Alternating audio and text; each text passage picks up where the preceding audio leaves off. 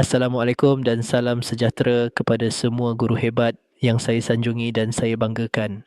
Selamat datang ke episod kelima dalam siri 100 episod motivasi guru. Pada episod kali ini, saya ingin mengingatkan kita semua tentang kuasa luar biasa yang ada pada seorang pendidik. Satu nasihat guru mampu mengubah hidup murid.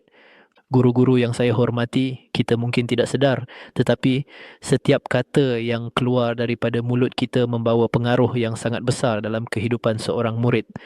Ada murid yang kehidupannya berubah hanya kerana mendengar satu ayat daripada gurunya. Ada murid yang kembali bersemangat hanya kerana satu teguran lembut yang diberikan pada hari mereka hampir putus asa. Ada murid yang tiba-tiba percaya pada diri sendiri hanya kerana seorang guru berkata, saya yakin awak boleh. Itulah kuasa seorang guru. Kita tidak selalu sedar, tetapi murid sentiasa mendengar. Murid sentiasa mengingati. Murid sentiasa menyimpan kata-kata kita dalam hati mereka.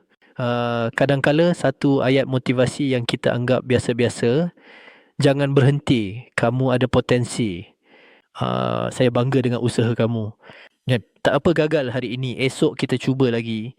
Ya, menjadi titik perubahan yang membawa mereka ke arah kejayaan.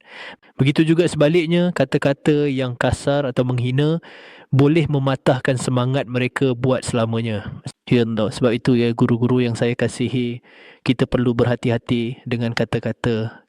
Kerana dalam profession kita, kata-kata adalah senjata paling kuat. Boleh membina, boleh juga memusnahkan.